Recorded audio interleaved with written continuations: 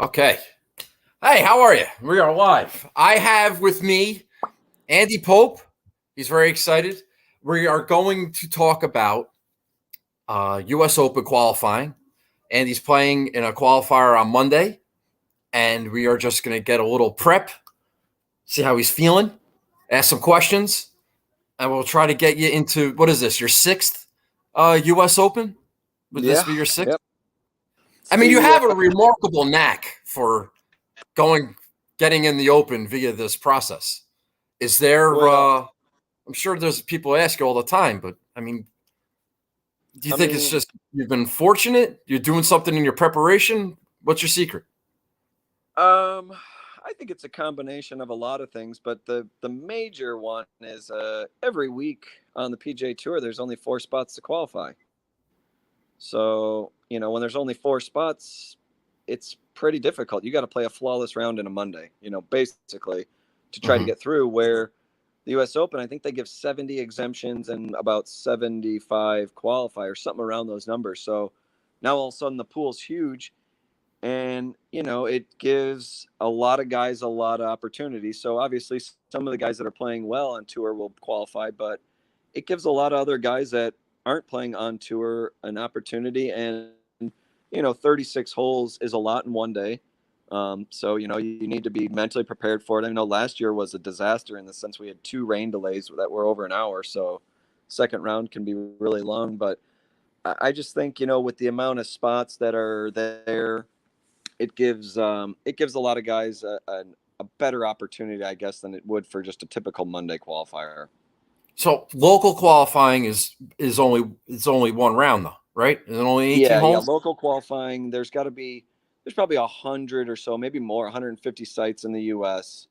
I think the one I'm going to has got 9 spots. It's a bigger one in Cincinnati. It's at Makatiwa Country Club, awesome course in Cincinnati. It's actually home of the Xavier Musketeers, where I went. So I'm having my coach, Doug Steiner, caddy for me. And, it's one of those things where I would have done it in Orlando. They do it at our home course, Orange Tree, for the last 10 years. This year, I'm not sure why we didn't have it. And then when I started looking around in Orlando, there was only one site, which I thought was odd. So in 2015, I qualified for Chambers Bay. And I remember playing great at the Bears Club the second round. And Joe Heimel was caddying for me, and he's like, "You think this is good enough?" And I was like, "Well, if it isn't good enough, like, I probably need to quit golfing because I played so well. I don't usually play well and miss a qualifier."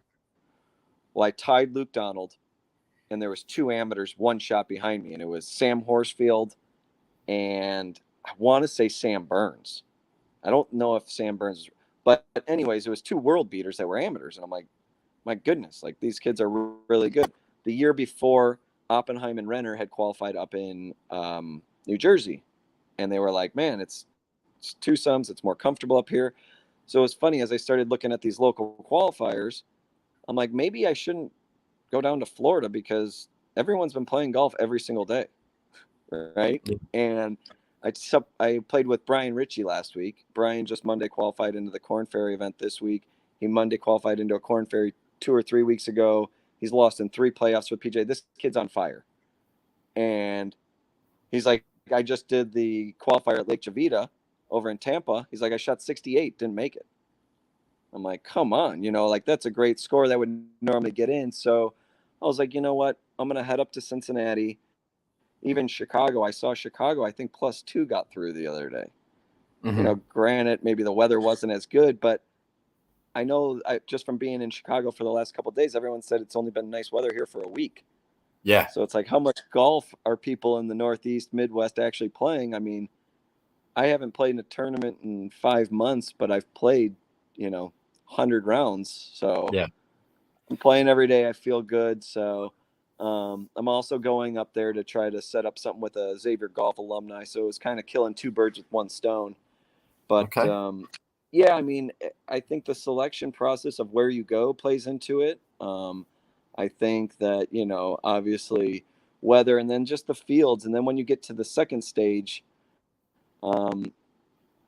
they got one big one in Columbus, and that one gives about 15, 20 spots. But I tell you what, I mean, that's like a PGA Tour event.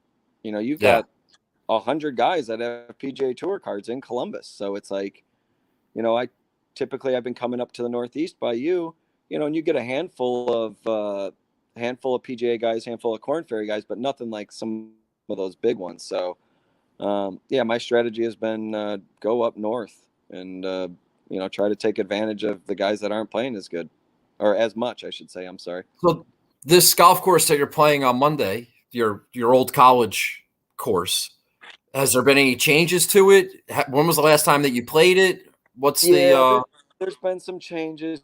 It's an old school Donald Ross. It is awesome. It's tree lined. It's fast and firm. They were sending me pictures of it yesterday. It looks beautiful. In years past, even par gets through. It's a tough golf course. It seems like a golf course you could go shoot 7-8 under, no problem. But it's going to be firm. It's going to be fast. I did see the weather was going to be a little dicey, a little rainy. But I played it maybe 30 or 40 times. We actually went to another course for 3 of the years I was there. But, okay. You can know a golf course. It does help, when you do know a golf course, like when we're doing it at Orange Tree. Like if I could have just stayed at home and stayed in my bed, I think the last time I did the locals there, I shot 66 and I had won. So knowing, it's a huge advantage. If you know what putts are doing and what they don't do and tendencies on a golf course, like that's huge. So, my college coach has played there a bunch. I'm playing with the head pro as well tomorrow. So I'm going to do quite a bit of research tomorrow out there to get ready. You get a little practice round. That's good. Yeah. So we'll be out there all day tomorrow afternoon. I'm going to head down to Cincinnati after this. And then, I think we tee it around like 1 o'clock on Monday. You already got your – do you know when – do you get like I have so many questions. Now that we're on this, do you already know how many people are in it and how many spots are available, or when do you find that out? They sent us the tee sheet. This one's always usually full, so I want to say this one has like 120 guys. And last night, my mom had said she read somewhere that she thought 9 people were making it, and that's usually what it is. It's usually right. How do they decide that number? So they like calculated on the amount of players, and they try to do some sort of strength of schedule as much as they can. Okay. Or strength of play. Sorry, not strength of field. Schedule. Okay. Yes. All right. The field. So top 10. And you said you have your. I'm sorry. Go ahead. I'm sorry. No. That's usually all about the same. I want to say at the local qualifiers, it's like, roughly 1 out of 10 or something like that. Okay. So for every 10 guys, we won. Maybe a little bit less than that. It might be 1 out of 12. But, I mean, as cool as it is, to go qualify for the U.S. Open, you look at some of these guys, like this fantasy football guy that shot 150 the other day. And, I saw Daniel Rappaport, went and played. And it's like, his buddy that was caddying, which is cool. And I was enjoying the content. But I played golf with that guy yesterday. So be careful what you say. Yeah, Powers, right? Yeah, it's a good friend of mine. Yeah. Yeah, right. I mean, he's setting the line on his own guy at 76 and a hook. I'm like, fuck, you better beat the line by like 6, buddy. Yeah. So I thought that was just funny, but you got so many guys like that where it's like, all right, like, totally cool. I love it. But, for someone like myself, I'm like, just, there's thousands of them. So bring them on. It's great. But it's awesome. I mean, if he would have played a great round and he gets a chance to go to the sectional, I mean, you do really never know what's going to happen. But, if we're setting lines, we were just saying, these guys were talking to me yesterday, like, well, what do you think the chances are you make it out of the local? I'm like, well, you got to set an over-under, kind of like what Daniel did. I mean, I'm setting mine at like 68 and a half. I mean, it's just – so I was laughing. I thought it was great. I was watching their videos. I thought it was hilarious. But you got a lot of guys like that. I got a lot of buddies, from high school. They're like, I signed up for the Open, wish me luck. And I'm just like, yeah, man, here as much. Yeah, it's a different mindset. It's a different mindset. Yeah. So you have your coach is going to be caddy for you? Yeah, my old Xavier golf coach, Doug Steiner's going to caddy. He started an academy down in Cincinnati a few years ago, College Golf Ready.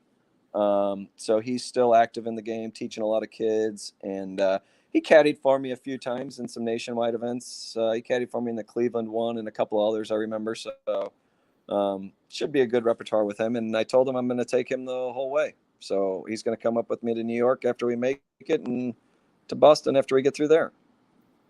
Oh, I was going to ask you, like, I was going to ask you about that. Not to get too far ahead, one thing at a time.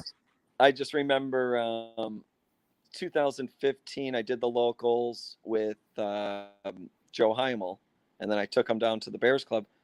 Joe reminded me of myself. He was working at the club and playing with the guys. He was 18 years old, and we play Bears Club. We make it. And, it wasn't once we found out we made it, I just looked at him. I'm like, well, you ready to go to Chambers Bay? And he's like, are you serious? He's like, you're going to take me? I'm like, you got me there, bro. Let's go. So, that's great. No, that's great. Enough, that's great. Yeah. And it just, I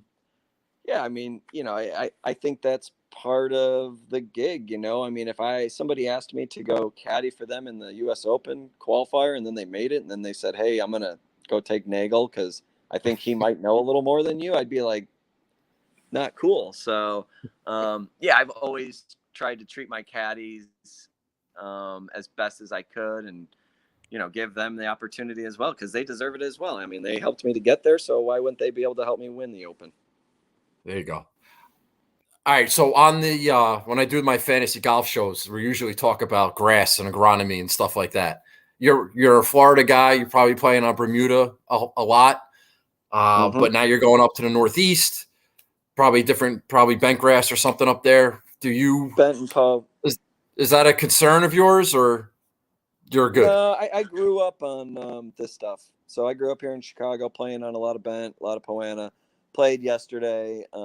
It is just funny, how much grain does play effect in Florida, and people don't know that. And like some of the kids I've been kind of helping down there in Florida, that's the first thing you got to teach somebody in Florida is the grain, where the side of the cup looks chewed up, like it's going to pull that way. There was a couple times I was overreading my putts yesterday a little bit. So it's definitely something, but man, it rolls so much nicer.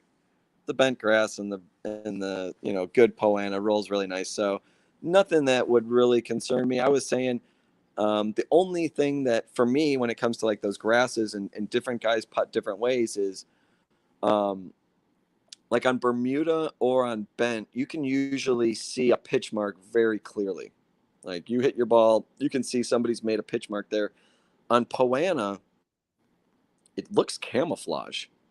So I'm very much a spot putter where if I have a 15-foot putt or a 20-foot putt, I want to hit the ball mark that's 2 feet in front of me or the ball mark that's 8 feet in front of me and kind of roll it by that. Where you get on Poana, you don't see any of that stuff.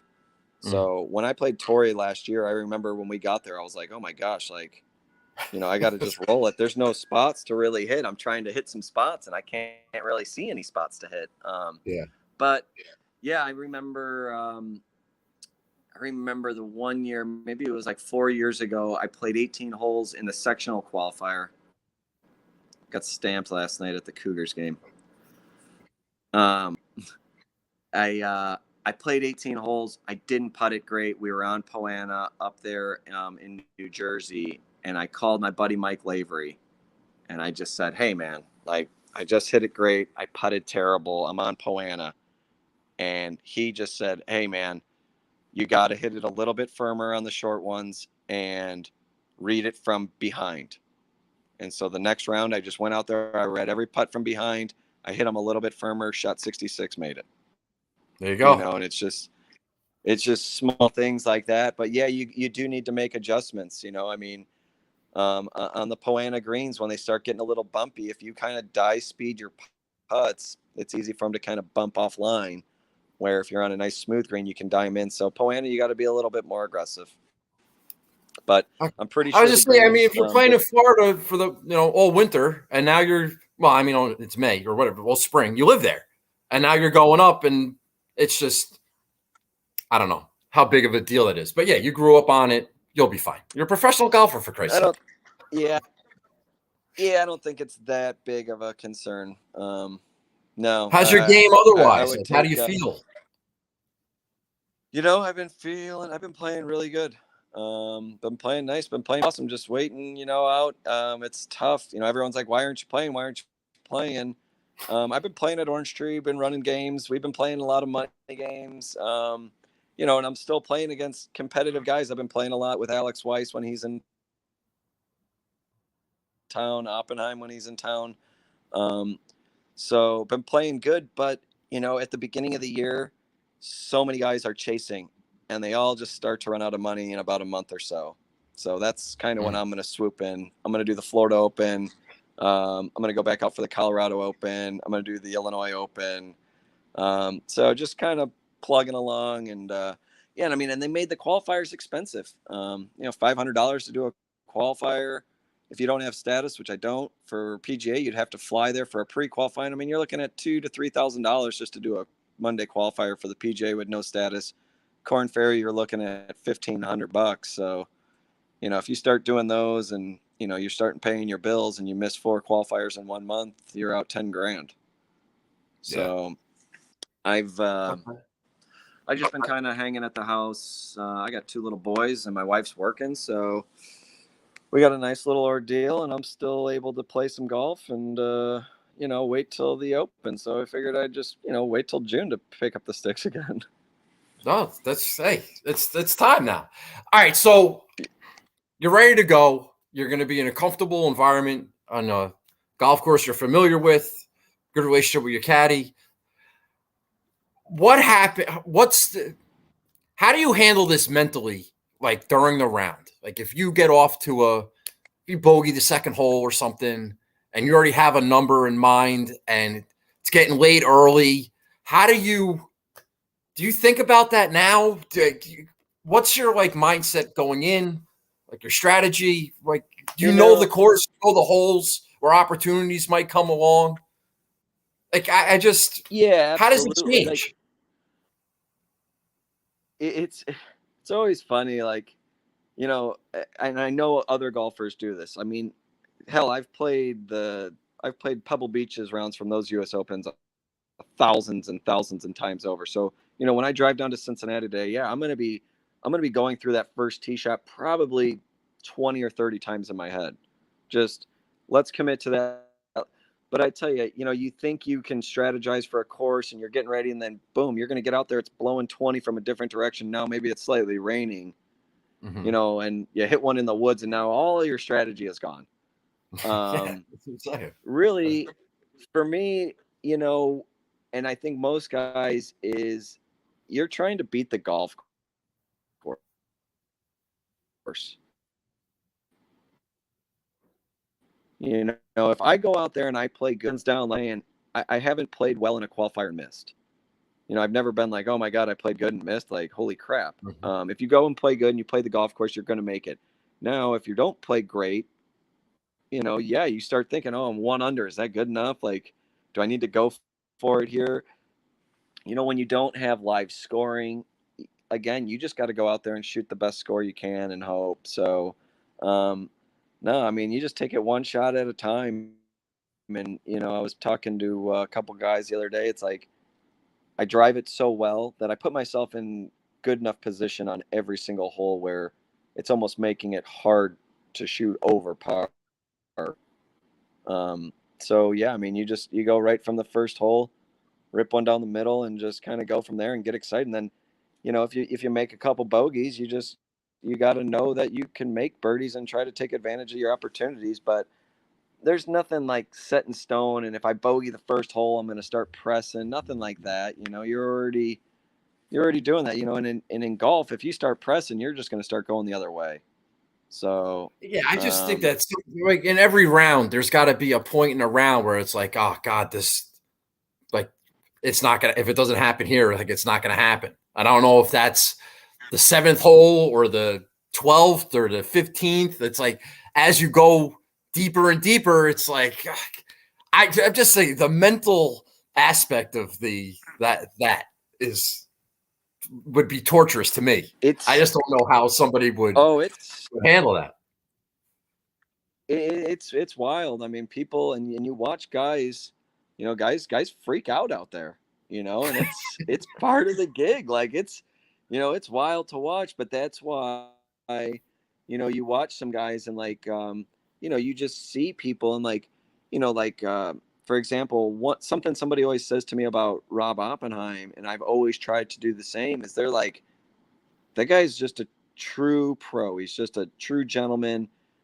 Hit a bad shot, maybe, did a little something, but didn't do anything. You wouldn't know if he was shooting 62 or 78, Mhm. and so being able to carry your emotions and control them is exactly what you're doing. And so, you use breathing techniques and different things, all of a sudden, you make 2 or 3 birdies and you're like, oh shit, like a couple under, here we go. Like, I got 12 holes. Yeah. Can I just make pars? And it's like, right when you have that thought, it's like, no, take 5 deep breaths and go make 6 more birdies, and it's like a couple months ago, I shot 61 at Orange Tree, and that was the course record. And when I got to 10 under, I'm 10 under with 3 holes to go.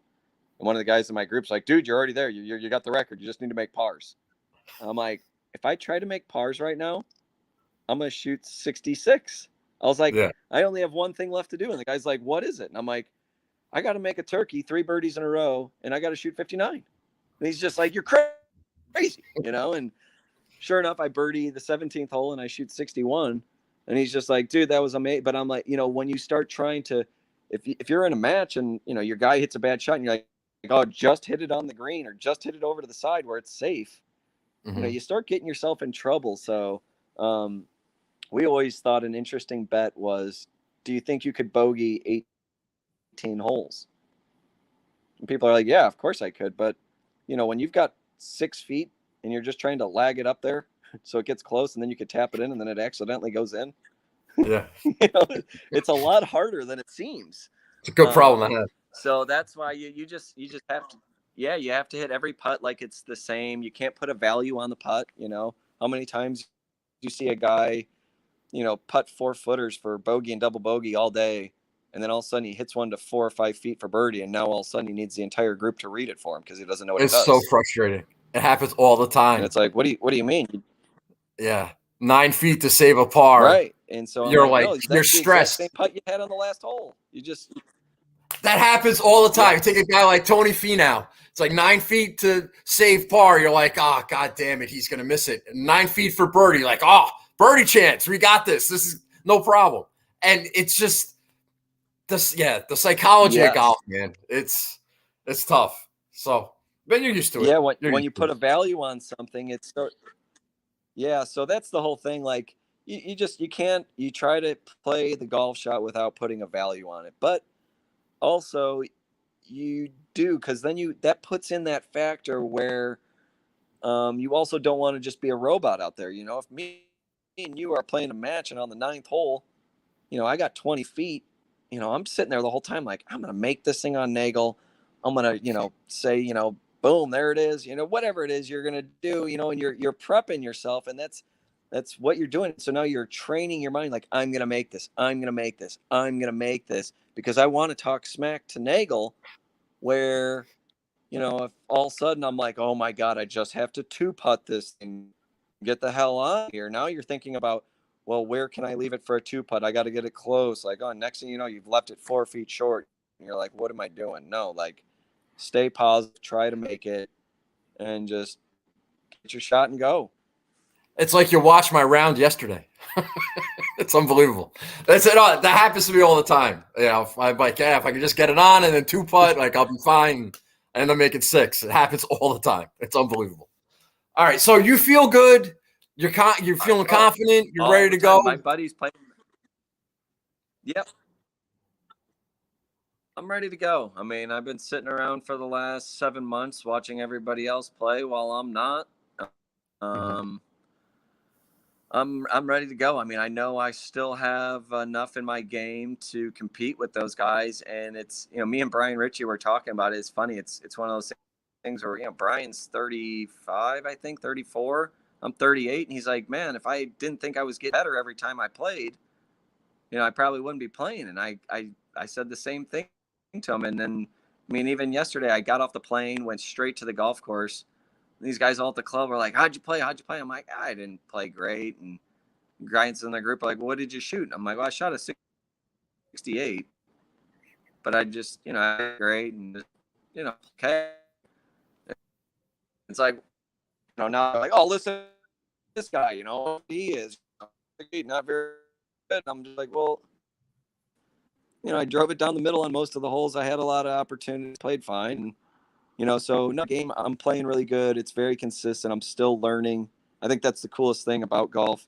You can always get better. I was just telling these kids I was with last week, like whether you're playing with your dad, your mom, your brother, your buddy, your uncle who's never even played, some random person, like there's always an opportunity to learn in golf. And so, you can hit shots and just do whatever. I mean, so, I think I'm still learning as a player. I'm growing. So I really feel good. I'm ready to go play in another Open and get up to Boston and see, what it's like up there.